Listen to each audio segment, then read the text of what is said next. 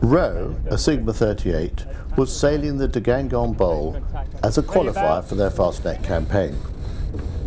And for Nick and Simon, the co-owners, Angela, Bobby, Nicola, Kevin, Paul and Mark, this year will be their first Fastnet.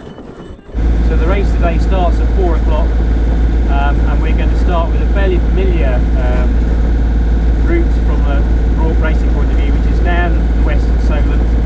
We should have the tide pushing us all the way down to the Needles, which is about 10 miles.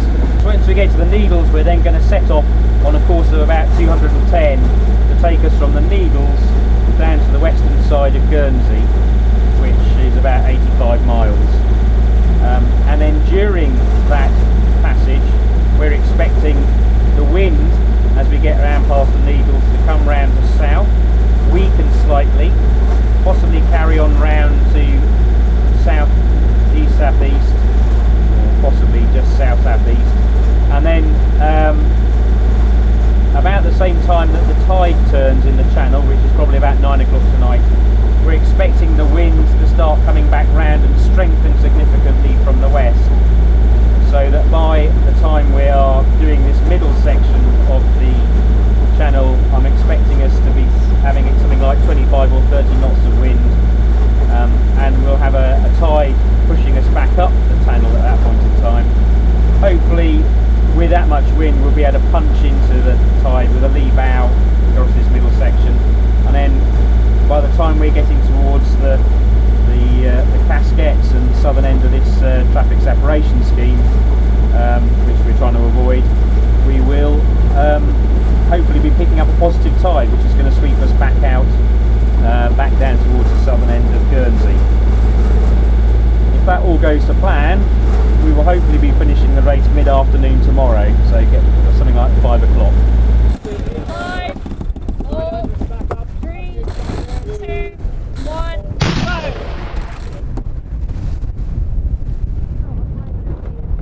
The start wasn't too bad. We were about 30 seconds behind crossing the line. We did that, we kept ourselves in open water to keep out of trouble. Doesn't seem to have affected us too much. We've made time up on Panda by the look of it. They were ahead of us across the start line, and a couple of Sigmas behind us. We've not lost any ground on them, so we think it was a good choice.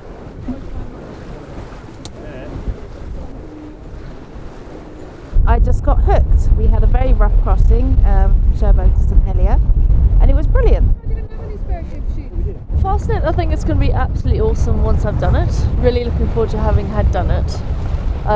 Did my first offshore race, North of Malham, which was I think 3 weeks ago. I've decided to try and raise money for a charity called Seeing is Believing, and basically it's got a big footprint and it does a lot of work in Africa, going around and providing medical support for people with eyesight problems. So at the moment it costs sort of something like $17 to do a cataract operation, and so you know, every $17 I raise can actually replace someone's sight. We continued, still on the same tack, out of the Solent, past Black Rock and Hurst, in company with all the other Sigma 38s. Simon, the skipper, then decided to change down the headsail from the number 1 to the number 2 in anticipation of stronger winds beyond the Needles. What you're going to have to do is you're going to have to go around the other side of the jib. Okay. Okay, we're just going to have to flake it there. We decided to change down to the number 2. We within the fleet of Sigmas, we noticed that one of the Sigmas was flying a number 2, and they were, if anything, gaining slightly on the boats that had the number 1.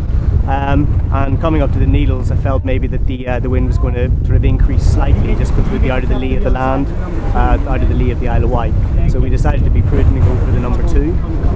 Unfortunately, as these things happen, we probably changed down a little bit too early. The wind continued to sort of slacken slightly, and I don't think we lost a huge amount of ground, but we managed to get a little bit of height on a couple of the other boats in our class, and then we decided once again to go back up to the number 1. But yeah, it's the first time the crew's actually done a peel, and it's the first time they've done a sort of an outside peel as well.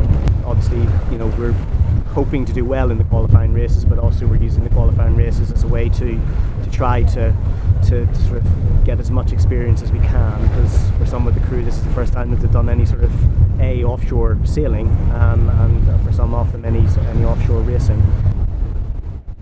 We continued sailing across the channel, down the rum line, which is the direct path from the Needles to Les Annois, until we're out approaching the shipping channels. The wind has picked up and we've peeled up to the down to the number 2 jib, just to make life a little bit easier. We've softened on the mainsail and the boat's become much more controllable. The sea state's getting a bit more confused, so it's getting a little bit choppy, but we're making good progress. The speed is quite high.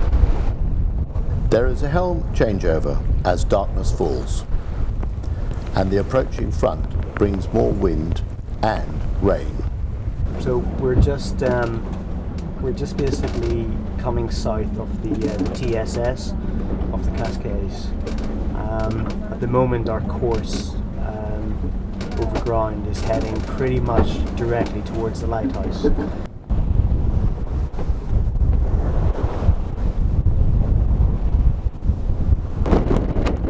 As the wind had lifted and was gusting up into the high 20s, we put in a second reef. Not an easy job in the bumpy seas.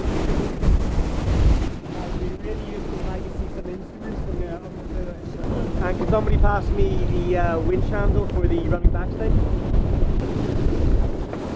Whoa!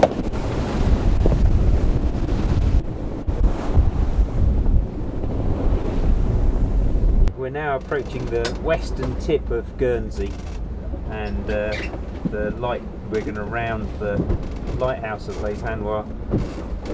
The wind has come round to the south a bit more, and we're just trying to. We just had to tack out to make it back on hopefully this ley line. We've got about an hour's worth of positive tide left, and then hopefully we'll get round the western end and start working our way along the south shore of Guernsey. Having rounded Les Annois, we started reaching along the southern coast of Guernsey and were able to shake out the last reef. I've enjoyed the helming. It kind of helps me, keeps me away from the seasickness quite often, so I'm very happy just to come and sit on the helm for my 3-hour stint and hopefully do good work. We continued towards the finish line.